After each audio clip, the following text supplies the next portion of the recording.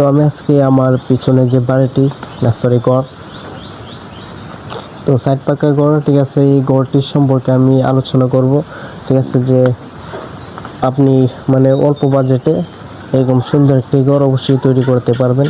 তো চলুন আপনাদেরকে আমি একটা ঘরটা দেখাই। তো এই যে ঘরটি, ঠিক আছে, এই ঘরটির আপনার প্রায় 30 থেকে 35 ফুট লম্বায়, ঠিক আছে।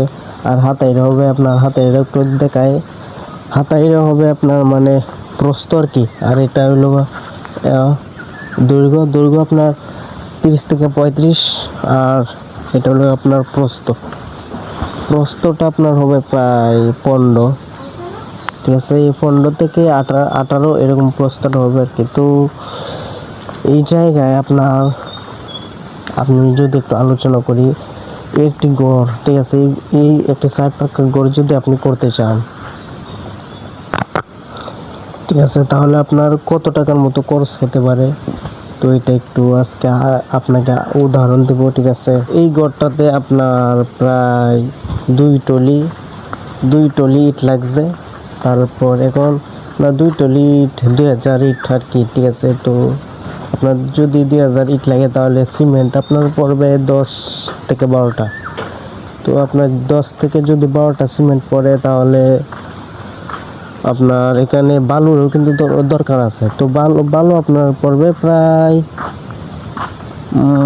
2 টলি, ঠিক আছে। তো 2000 ইটে এরপরে 2 টলি বালু, আপনার এখানে টাকা কত পড়বে? ইটের ধরুন 2 টলি ইট, 2 টলির দাম আছে আপনার কমপক্ষে 24,000 টাকা। এরপরে 2 টলি বালুর দামও ধরুন 24,000 টাকা। তো এখানে আপনার 24 আর 24 আপনার 48, তো 48,000 টাকা আপনার। তারপর সিমেন্ট আছে, সিমেন্টের বস্তা 12 বস্তায় ধরেন।